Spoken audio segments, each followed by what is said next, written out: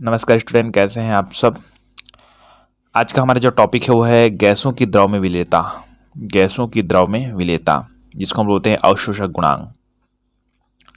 और ये वीडियो है वो नीट कॉम्पिटेटिव एग्जाम के लिए यूज़फुल है, साथ ही साथ 12th के लिए तो है ही, और बीएससी सेकेंड ईयर के लिए यूज़फुल है। तो सीधा हम लोग पॉइंट में चलते हैं। सबसे पहले कि विलेयता क्या है। इस विलेयता क्या है उसको समझने के लिए आपको पिछले वीडियो में एक चीज़ क्लियर करना पड़ेगा आपको, कि मैंने आपको 3 प्रकार से विलयन बताया।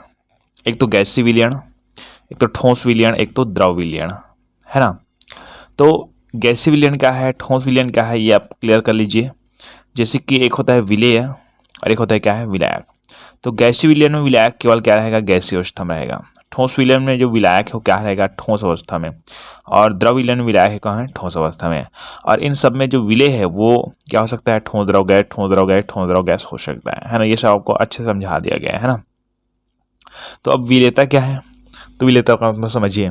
तो किसी पदार्थ, अधिकतर आप देखे होंगे एक तो होता है विलेय, एक तो होता है विलायक। लेकिन अधिकतर पदार्थ शब्द का यूज किसके लिए किया जाता है, पदार्थ शब्द यूज किया जाता है विलेय के लिए, है ना। वैसे तो पदार्थ दोनों हैं, बट अधिकतर किसके लिए यूज किया जाता है, विलेय के लिए। तो किसी पदार्थ की वह अधिकतम मात्रा, किसी पदार्थ की, पदार्थ मतलब यहाँ पर विलेय लिख दीजिएगा। तो किसी पदार्थ की वह अधिकतम मात्रा जो निश्चित ताप पर विलायक की एक निश्चित मात्रा में घुली होती है।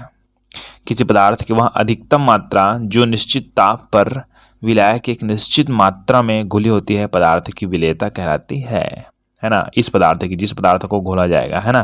क्लियर है आपको कि कोई पदार्थ है, उस कोई पदार्थ की एक अधिकतम क्या होनी चाहिए, मात्रा होनी चाहिए एक निश्चित ताप पर ना, एक निश्चित ताप पर। और वह विलायक एक निश्चित मात्रा में क्या होती है, घुलती है या घुली होती है। तो उसको पदार्थ की क्या बोलते हैं, विलेयता कहते हैं। ठीक है।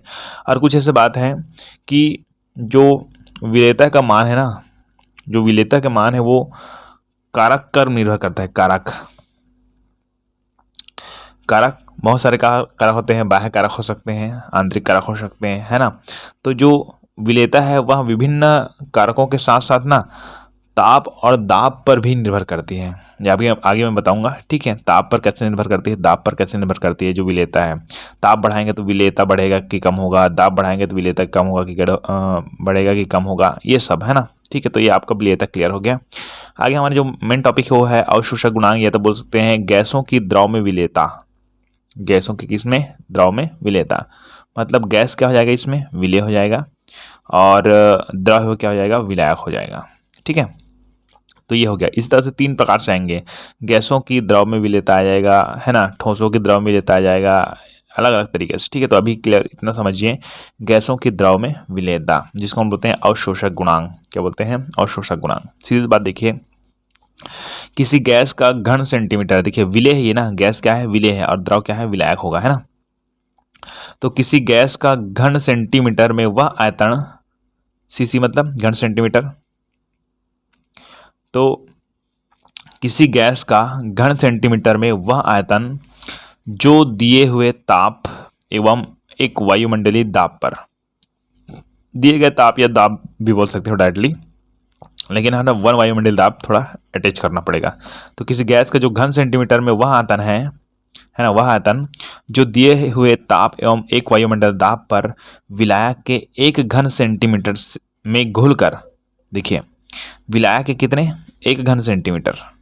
यहाँ पर क्या बोला गया है कि कोई गैस का एक मात्रा है, ठीक है, एक आयतन है जो कि दिए हुए ताप पर, जितना ताप है उतना दाब पर, है ना, जितना ताप दिया गया है उतना के आधार पर, और जितना दाब दिया गया है उसके आधार पर।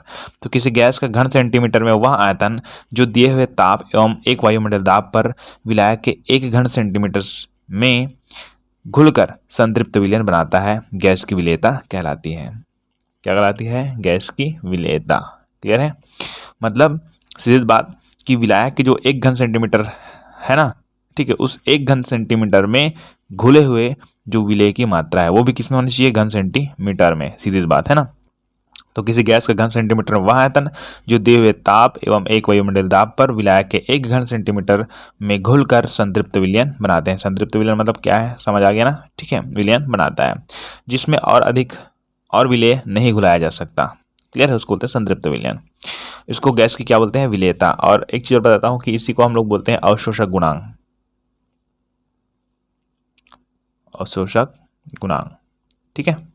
और इसको हम लोग प्रेरित करते हैं अल्फा से, ठीक है। किससे प्रेरित किया जाता है? अल्फा से। अब ये तो क्लियर हो गया गैसों की द्रव में विलेयता, है ना। ठोसों की द्रव में विलेयता अलग अलग तरीके से आएंगे, तो अभी क्या लिखना है कि गैसों की द्रव में क्या है? विलेयता।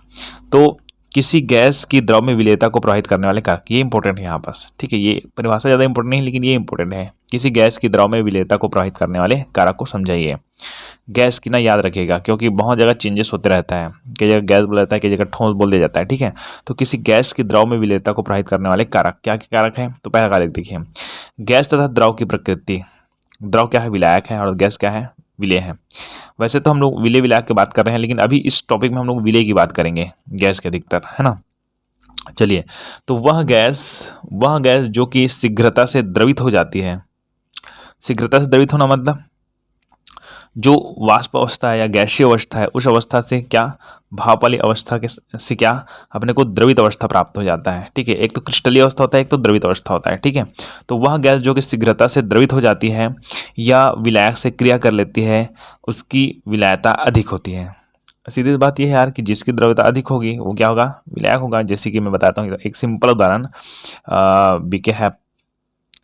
बीके ट्रिक्स, है ना। इसमें क्या हो रहा है, मान लो जाए मेरे पास ये यहाँ पास एक गैसीय अवस्था है और एक है आपका द्रवित अवस्था, है ना। एक आपका है ठोस अवस्था, एक आपका है गैसीय अवस्था, ठीक है। अब मान लो जाए ये ठोस है, ये गैस है, ये द्रवित अवस्था में है। तो गैस को ले जाऊंगा तो किसके किसके किसके साथ अच्छे से घुलेगा? वो घुलेगा किसके साथ? ठोस के साथ घुलेगा कि द्रवित के साथ कि गैस के साथ? तो गैस वाला गैस के साथ घुलेगा, ठीक है। ठोस वाला तो लगभग सभी के साथ लगभग घुल जाता है, द्रवित में भी घुल जाता है, ठोस में घुल जाता है, इसमें थोड़ा कम घुलता है। और द्रवित क्या करेगा? द्रवित में ही पहले घूमेगा और उसके बाद ठोस अवस्था में, उसके बाद क्या है? गैसीय अवस्था में, है नहीं। या तो गैसीय अवस्था में पहले घुलेगा उसका ठोस में, लेकिन मेन रूप से कहाँ घुलेगा? द्रवित अवस्था में। तो भाई ये अगर पहले द्रवित हो जाता है, जो गैस है वो पहले क्या हो जाती है? द्रवित होती है। तो द्रवित हमारे पास क्या है? जल, ठीक है, द्रव है। तो उससे क्या होगी? घुलेगी, मतलब ये शीघ्रता से घुल जाएगी, ठीक है। तो वह गैस जो कि शीघ्रता से द्रवित हो जाती है या विलायक से क्रिया कर लेती है, उसकी विलायकता क्या होती है? अधिक होती है। क्लियर हो गया? ओके। जैसे कि हमारे पास है HCl है, NH3 है, ये क्लियर। आ गया था विलायक की प्रकृति। अभी तो विलेय की प्रकृति बता रहा था, है ना। तो विलायक की प्रकृति, तो ध्रुवी गैसें हमारे पास ध्रुवी गैस है, जैसे कि कुछ गैसों का नाम लिख दीजिएगा उदाहरण में, ऐसे जरूरी नहीं है, बट NH3 वगैरह, है ना। ध्रुवी गैसें NH3 ध्रुवी विलायक में, ध्रुवी विलायक कौन है? हमारे पास H2O। तो ध्रुवी गैसें ध्रुवी विलायक में अधिक विलेय, मतलब जो विलायक की जो प्रकृति अगर क्या है, यहाँ पर क्या है? H2O है, ध्रुवी विलायक है। विलायक की जो प्रकृति अगर क्या है? ध्रुवी है, तो वो जो ध्रुवी गैस है उसमें अच्छे से क्या हो जाएगा? विलय हो जाएगा। तो ध्रुवी गैसें, अब ये ध्रुवी का मतलब क्या समझते हो? जैसे कि हमारे पास H2O है, क्या है? H2, ये ध्रुवी ऐसे बोलते हैं। तो ये कैसे ध्रुवी है? तो इसके जो आयन है, जैसे कि इसमें प्लस आयन भी होंगे और कौन से आयन होंगे? माइनस आयन होंगे, मान लो जाए, ठीक है। दोनों चार्ज है, तो इसका एक चार्ज है वो एक कोने की ओर, एक चार्ज है एक ध्रुव की ओर, ठीक है। इस कोने की ओर, इस कोने की ओर, मतलब ध्रुवों की ओर क्या होता है? आंशिक रूप से ना, मुख्य रूप से नहीं, आंशिक रूप से। आंशिक और मुख्य मतलब क्या समझते हो? जो रियल में होता है उसको मुख्य बोल देंगे, और आंशिक मतलब जो नॉर्मल होता है, ठीक है। तो आंशिक रूप से क्या होता है?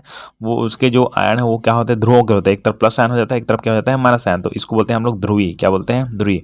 तो ध्रुवी गैस जैसे कि NH3 है, वह ध्रुवी विलायक H2O में अधिक विलेय तथा कार्बनिक विलायक जैसे कि अध्रुवी विलायक है उसमें क्या होते हैं? कम विलेय हैं। क्या है? कम विलेय हैं, है ना। कार्बनिक विलायक में किसका नाम लिख देंगे आप लोग यहाँ पर कोष्टक में? एल्कोहल, ठीक है। तो ध्रुवी गैसें हैं, वहाँ ध्रुवी विलायक में अधिक विलेय तथा कार्बनिक विलायक जैसे कि एल्कोहल में क्या होते हैं? कार्बनिक विलायक में क्या होते हैं? कम विलेय है। क्लियर है? उसी तरह उसका उल्टा कर दीजिए। कैसे? कि अध्रुवी गैसें, जबकि अध्रुवी गैसें, जबकि अध्रुवी गैसें, अध्रुवी गैसें में जैसे कि हमारे पास क्या है, N2 है, O2 है, वह जल की अपेक्षा एल्कोहल में अधिक विलेय है। तो इसको ऐसे लिखेंगे कि जबकि अध्रुवी गैसें, अध्रुवी गैसें ध्रुवीय विलायक जैसे कि जल में क्या है, कम विलेय है, लेकिन एल्कोहल में अधिक विलेय है, क्योंकि एल्कोहल क्या है, अध्रुवी है। और यहाँ पर क्या है, अध्रुवी गैस है तो अध्रुवी में मिलेगा, ध्रुवीय होता तो ध्रुवीय में मिलता। तो ये हो गया आपका विलायक की प्रकृति। ठीक है, आगे हम छोटे छोटे पॉइंट में चलते हैं। चलिए, तीसरा पॉइंट आता है अशुद्धियाँ। तो हम पढ़ क्या रहे हैं हम लोग, किसी गैस की द्रव में विलेयता का प्रभावित करने वाले कारक। किसी गैस की द्रव में, कोई गैस है वो किस में घुल रहा है, द्रव में, है ना। तो इसको घुलने की जो प्रक्रिया उसको प्रभावित करने वाले कारक में जा रहे हैं। तो पहला कारक तो अब हम लोग देख लिए, दूसरा कारक भी देख लिया, तीसरा कारक देखें अशुद्धियाँ। चलिए, तो विलयन में उपस्थित अशुद्धियाँ भी गैसों की विलेयता को प्रभावित करती है, क्योंकि सीधी बात है यार, कोई भी चीज़ शुद्ध रहेगा उसमें जा अच्छी तरह से विलय होगा। जैसे कि मैंने आपको बताया था क्लास में कि मान लो जाए हमारे पास पानी है और वो कठोर है तो उसमें साबुन ठीक से घुलेगा नहीं, ठीक है नहीं। तो इसी तरह क्या होता है कि विलयन में उपस्थित अशुद्धियाँ भी गैसों की विलेयता को प्रभावित करती है। शुद्ध जल में CO2 की विलेयता अधिक, जो शुद्ध जल है उसमें क्या, CO2 की विलेयता क्या होती है, अधिक होती है ना। जबकि KCl या Na2SO4 युक्त विलयन में CO2 की विलेयता क्या होती है, कम हो जाती है। क्यों, क्योंकि उसमें KCl की क्या आती है, अशुद्धियाँ जाती हैं। और ये शुद्ध जल में कोई अशुद्धियाँ नहीं होती, इसलिए जो CO2 है क्या होती है, अधिक विलेय होती है। बट ये KCl के अशुद्धियों के कारण वो क्या होते हैं, विलयन में CO2 की विलेयता क्या हो जाती है, कम हो जाती है। तो ये हो गया किसको प्रभावित करने वाले कारक, गैसों की द्रव में विलेयता को प्रभावित करने वाले कारक। चौथा कारक देखते हैं। चौथा कारक में क्या है हमारे पास, तापक्रम, है ना। तो तापक्रम वृद्धि के साथ अधिकांश गैसों की द्रव में विलेयता कम हो जाती है। तापमान वृद्धि के कारण ना, तापमान की जो वृद्धि होती है उसके बाद अधिकांश गैसों की द्रव में विलेयता कम हो जाती है। लेकिन एक चीज़ और क्लियर कर देता हूँ आपको, है ना, कि कुछ जगह पर आपको कैसे दिखाई देगा कि ताप बढ़ाने पर जो विलेयता है ना, वो क्या हो जाती है, बढ़ जाती है। तो तापक्रम वृद्धि के साथ अधिकांश गैसों की द्रव में विलेयता कम होती है, यहाँ पर लिखा गया है ना। ठीक है, धीरे धीरे ताप बढ़ाते जाएंगे, मतलब गैसों की द्रव में विलेयता क्या होती जाएगी, कम होती जाएगी, है ना। कुछ गैसों की उच्च तापक्रम द्रव में अधिक विलेय होती है। ये अभी जो बताया मैंने कि कुछ गैसें उच्च तापक्रम पर द्रव में अधिक विलेय होगी, मतलब कुछ ऐसे गैस है जो कि तापक्रम बढ़ाने पर कम विलेय होंगी, लेकिन कुछ ऐसे गैस है जो कि तापक्रम बढ़ाने पर द्रव में अधिक विलेय होती है। क्लियर है, तो ये आपको याद रहना चाहिए। ठीक, चलिए आगे हम लोग चलते हैं दाब में। किस में चलते हैं, दाब, प्रेशर। ठीक है, तो गैसों की विलेयता पर, किसकी विलेयता पर, गैसों की विलेयता पर। अभी हम लोग गैसों की विलेयता ही पढ़ रहे हैं, किस पर, द्रव पर, है ना। तो गैसों की विलेयता पर दाब का प्रभाव बहुत अधिक महत्वपूर्ण है ना। प्रयोगों द्वारा पाया गया है कि दाब बढ़ाने पर गैसों की विलेयता बढ़ती है, यहाँ पर घटती लिख दिया है,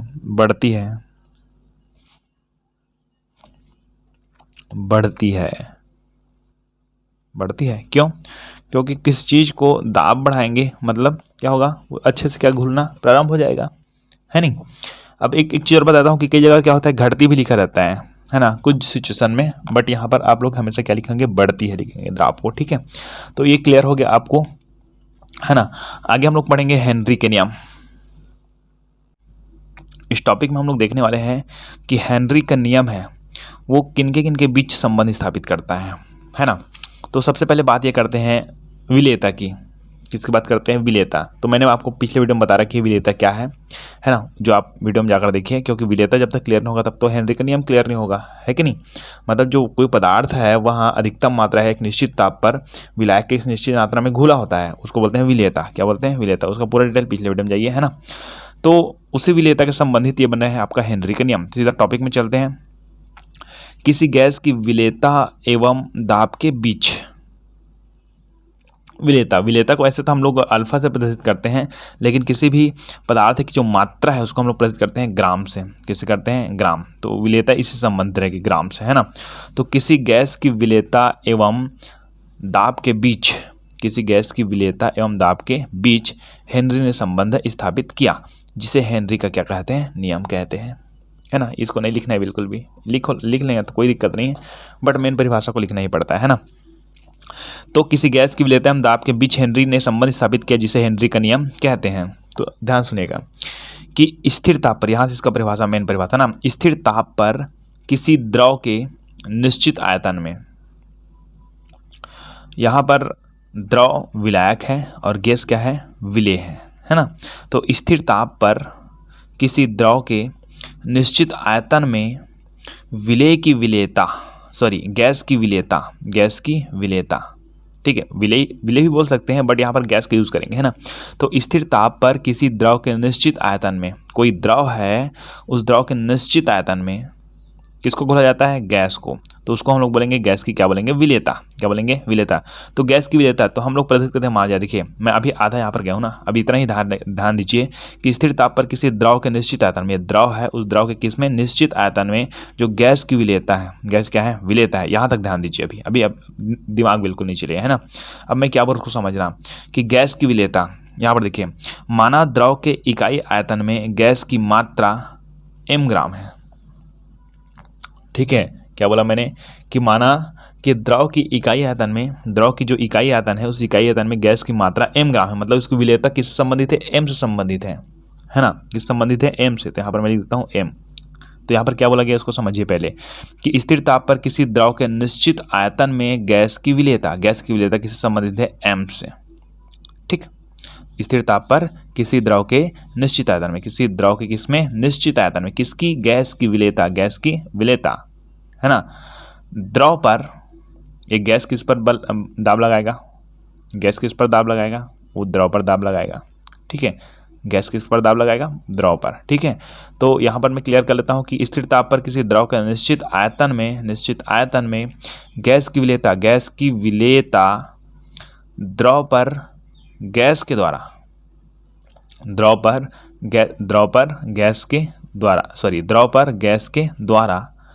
लगाए गए दाब को हम लोग बोलेंगे प्रेशर,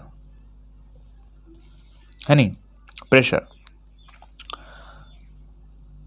के समानुपाती होता है। बस ये जो लिखा हूँ यही इसका परिभाषा बना रहा है कि स्थिर ताप पर किसी द्रव के निश्चित आयतन में, निश्चित आयतन में गैस की विलेयता द्रव पर गैस के द्वारा लगाए गए दाब के समानुपाती होता है। तो ये हो गया। और एक चीज़ और लिखिए यहाँ पर, स्थिर बोल रहा हूँ ना मैं, स्थिर ताप क्रम पर, ये ठीक है, स्थिर ताप क्रम पर, है ना। तो यहाँ पर हो गया। और यहाँ पर आपके पास क्या है, समानुपाती है कि स्थिर ताप पर किसी द्रव के निश्चित आयतन में गैस की विलेयता द्रव पर गैस द्वारा लगाए गए दाब के समानुपाती होता है। तो यहाँ पर क्या लेंगे, यहाँ पर हम लोग इसको समानुपाती को हटाने के लिए क्या करते हैं, स्थिरांक लेते हैं। तो ठीक है, के इक्वल एम इक्वल टू के स्थिरांक लेते हैं। तो यहाँ पर अब लिख देंगे, इधर हम पक्षांतर करेंगे तो क्या हो जाएगा, M upon P equal to K. ये भी रहेगा आपका स्थिर तापक्रम पर, है ना। और यहाँ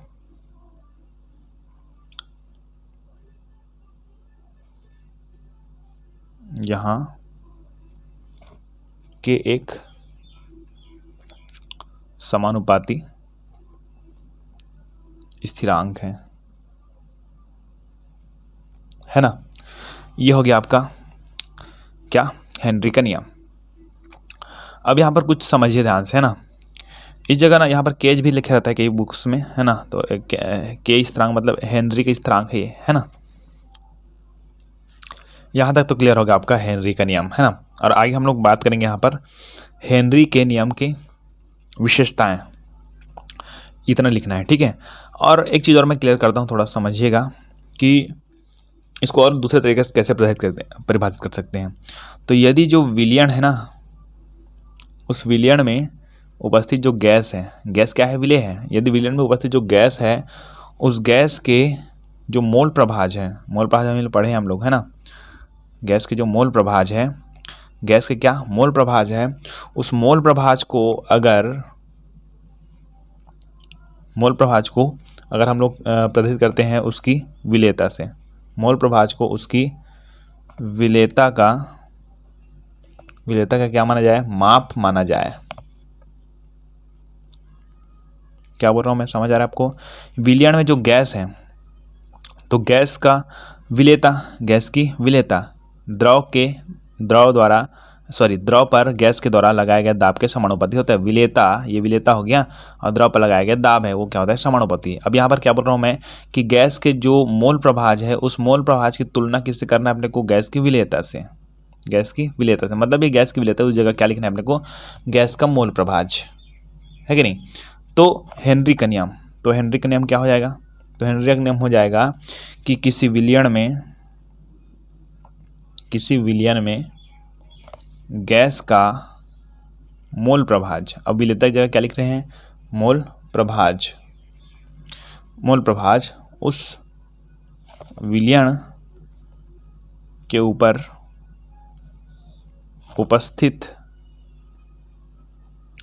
उपस्थित गैस के आंशिक दाब का समानुपाती होता है। सेम मतलब है ना इसका, लेकिन इसको लिखना आप लोग, ठीक है। इसको समझने के बता रहा हूँ मैं आपको कि किसी विलयन में गैस का मोल प्रभाज, विलेयता जगह क्या यूज़ कर रहे हैं, गैस का मोल प्रभाज, उस विलयन के ऊपर, मोल प्रभाज मतलब मोल प्रभाज यदि एक के गैस ए के, यहाँ पर गैस लिख देना, गैस ए के मोल प्रभाज XA है, तो यहाँ पर देखिए किसी विलयन में गैस का मोल प्रभाज ये है माना जाए, ठीक है।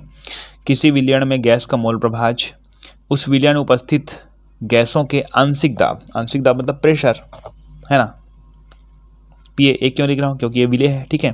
तो किसी विलयन में गैस के मोल प्रभाज उस विलयन के ऊपर उपस्थित गैसों के आंशिक दाब के समानुपाती होता है। इसका मतलब ये होता है ना। यह कह सकते हैं XA इक्वल टू K, स्थिरांक ले लेते हैं हम लोग, PA, है ना, यहाँ पर, है ना। क्लियर है। यहाँ पर एक चीज़ और क्लियर कर देते हैं, थोड़ा से समझिएगा कि अगर हम लोग K को इधर पक्षांतर कर देते हैं, या तो P को इस तरफ पक्षांतर करते हैं और इस तरफ ले आते हैं, तो होगा का ये इसके साथ क्या है अपने पास, ये K स्थिरांक है, वो है आपके P के साथ क्या है आपके पास, गुणा है, इधर क्या हो जाएगा, भाग, तो हो जाएगा आपका XA, है ना, XA 1/1 K स्थिरांक इक्वल टू PA। यह कह सकते हैं हम लोग PA इक्वल टू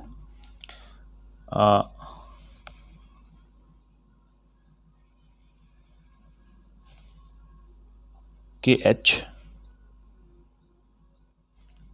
XA। यहाँ पास इतना लिखने की जरूरत भी नहीं होती है।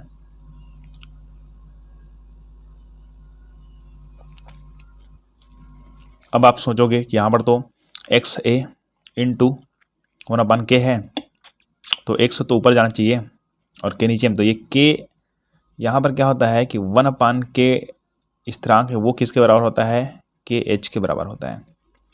तो 1/K की जगह मैंने क्या लिखा है, KH, ठीक है। XKH इक्वल टू PA, ये ठीक है ना। जहाँ नीचे लिख देना, जहाँ KH बराबर हेनरी स्थिरांक है ना। तो इस तरह से ये हो गया आपका हेनरी का नियम। वैसे हेनरी के नियम को और बहुत सारे तरीक़ों से परिभाषित किया गया है ना। तो केवल इतना ही देखेंगे हम लोग, है ना। आगे हम लोग पॉइंट में चलते हैं। चलिए आगे हम लोग चलते हैं सीमाएं, ठीक है। तो हेनरी का जब नियम क्लियर होगा आपको, तो आप कंप्लीटली यहाँ तक इसमें K डाल सकते हैं, या K की स्थिरांक है, समानुपाती स्थिरांक की जगह आप लोग लिखते हैं KH एक स्थिरांक है जिसे हम लोग हेनरी का स्थिरांक कहते हैं।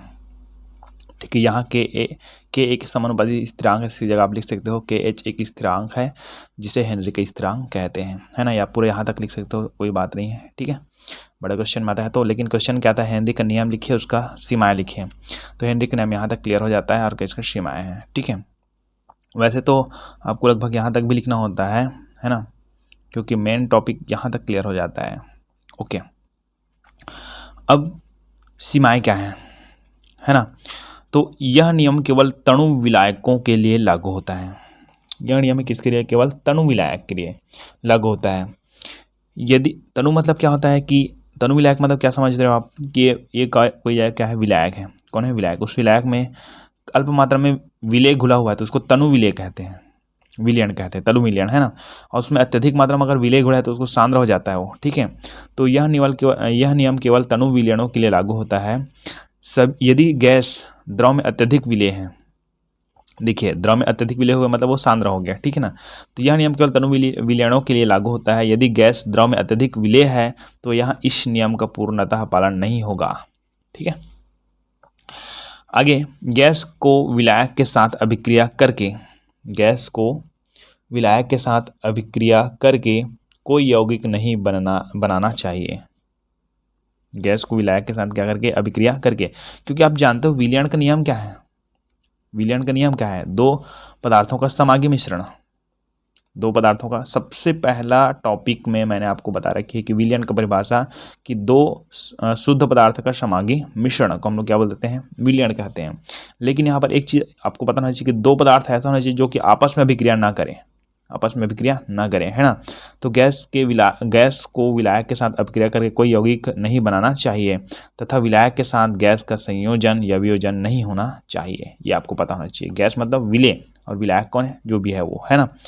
तीसरा, दाब निम्न तथा उच्च होनी चाहिए।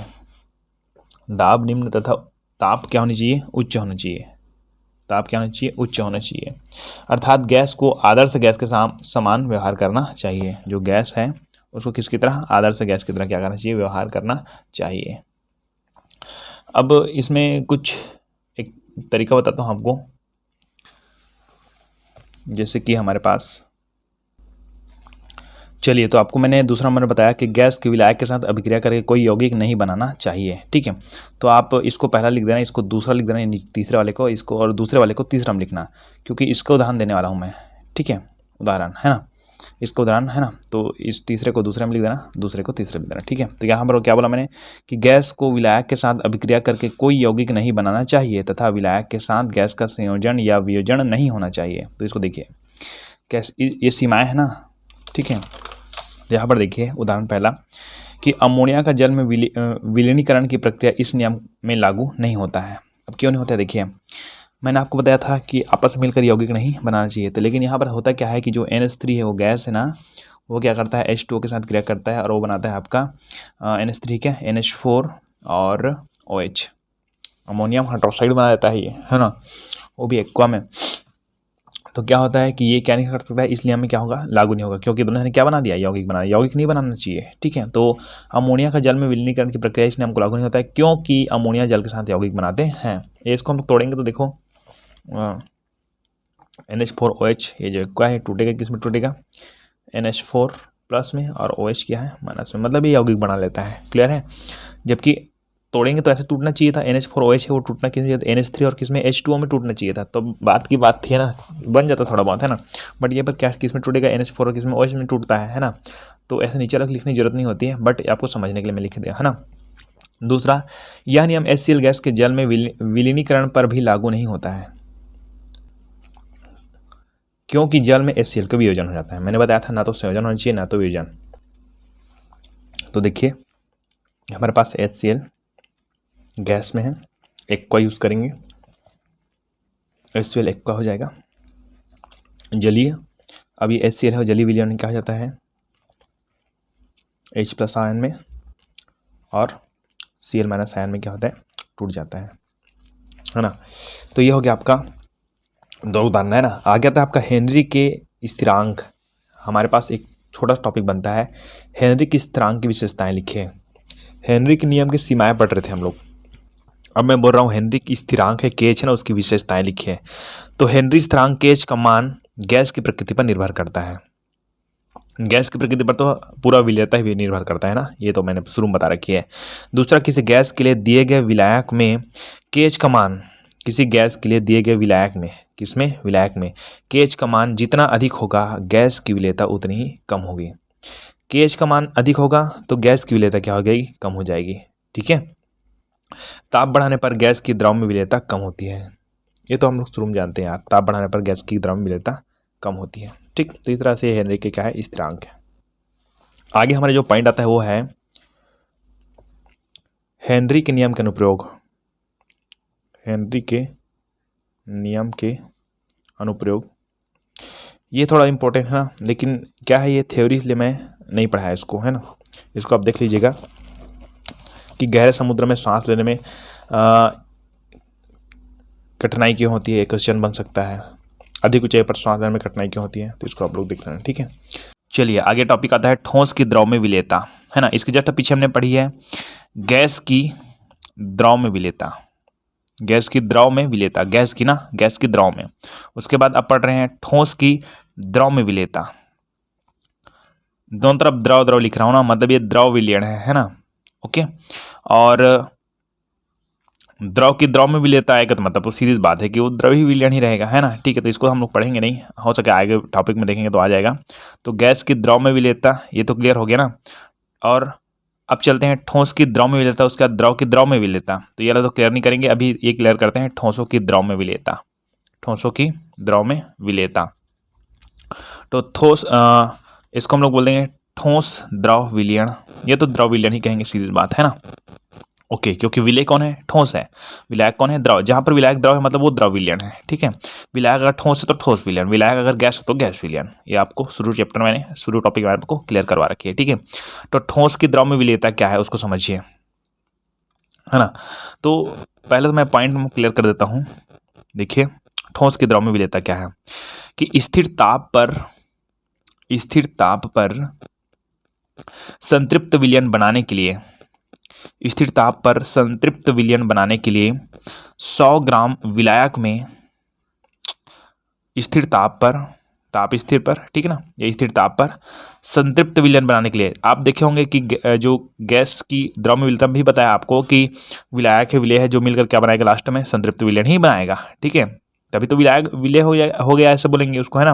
तो स्थिर ताप पर संतृप्त विलयन बनाने के लिए 100 ग्राम विलायक में विलेय पदार्थ की जितनी अधिक मात्रा घोली जाती है उसे उस पदार्थ का विलेयता कहते हैं। किस पदार्थ की, उसे उस पदार्थ अर्थात ठोस की क्या कहते हैं, विलेयता कहते हैं। क्योंकि अभी मैं ठोस की द्रव में विलेयता पढ़ा रहा हूं आपको। ठीक है, तो स्थिर ताप पर संतृप्त विलयन बनाने के लिए 100 ग्राम विलायक में विलेय पदार्थ की जितनी अधिक मात्रा घोली जा सकती है उसे उस ठोस या विलेय की विलेयता कहते हैं, या उस ठोस की विलेयता कहलाती है, या उस पदार्थ की विलेयता कहलाती है। ठीक है, तो ये हो गया ठोस की द्रव में विलेयता। आपका क्वेश्चन बनेगा ठोस की द्रव में विलेयता क्या है और ठोस की द्रव में विलेयता को प्रभावित करने वाले कारक। मैंने पिछले वीडियो में भी आपको बता रखी है कि गैस की द्रव में विलेयता को प्रभावित करने वाले कारक, पिछले वीडियो में नहीं, इसी वीडियो में। ठीक है, तो ठोस की द्रव में विलेयता को प्रभावित करने वाले कारक अब पढ़ने वाले हैं। पहले पढ़े थे गैस की द्रव में विलेयता को प्रभावित करने वाले कारक। ठीक है, तो इसके जस्ट पीछे एक छोटा सा टॉपिक उसको ही क्लियर कर देता हूं मैं, विलायकीकरण।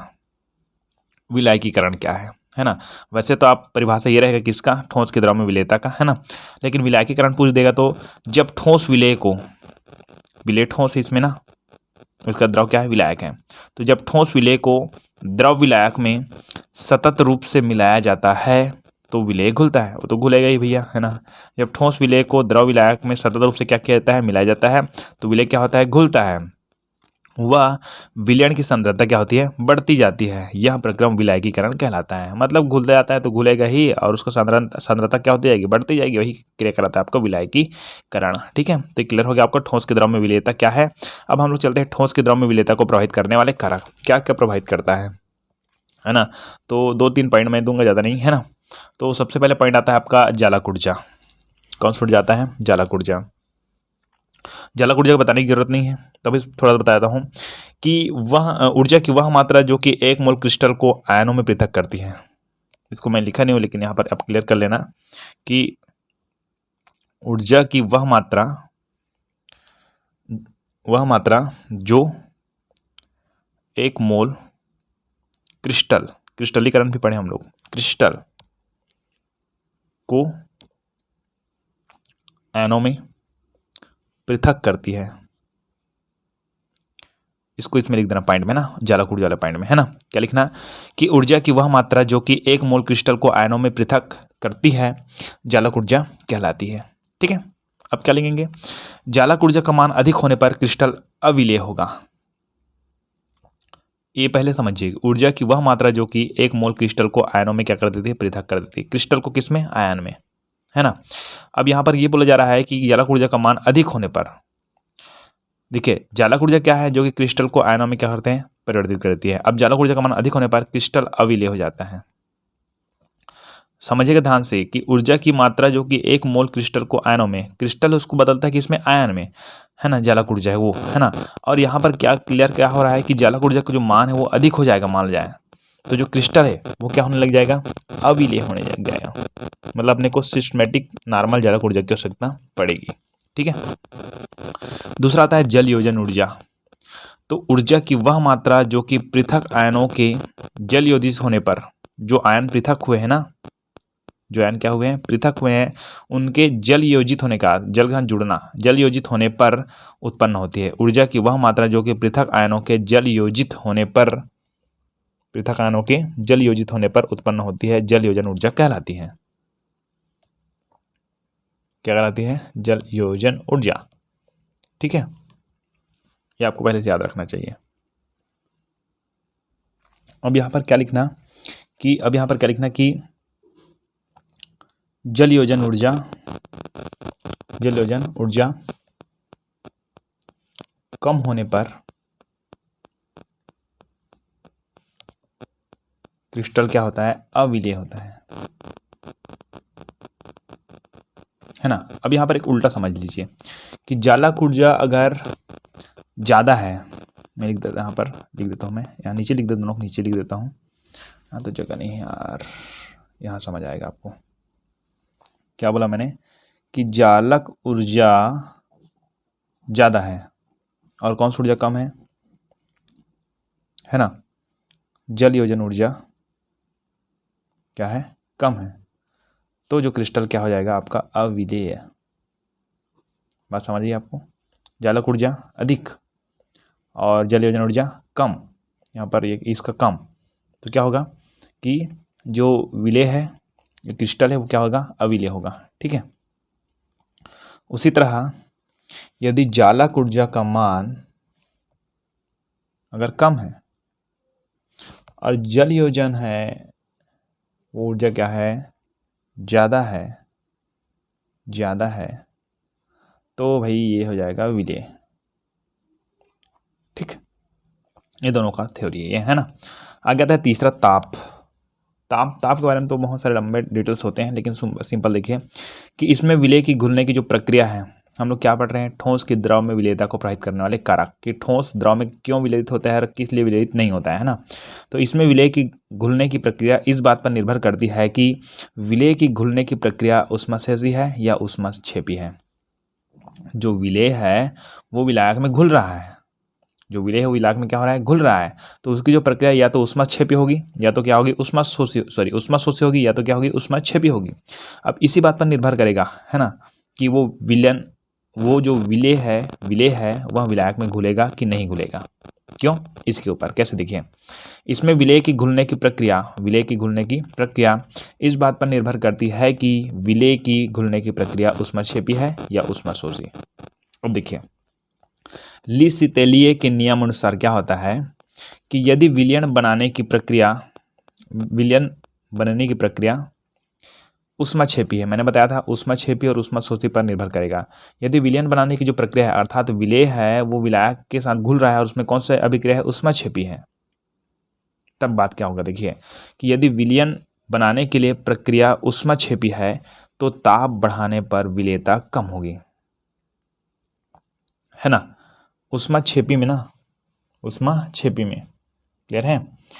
अब तथा ऊष्मा शोषी प्रक्रिया में, ऊष्मा शोषी में ऊष्मा की शोषण होता है ना, तो तथा ऊष्मा शोषी प्रक्रिया में ताप बढ़ाने पर विलेयता बढ़ेगी।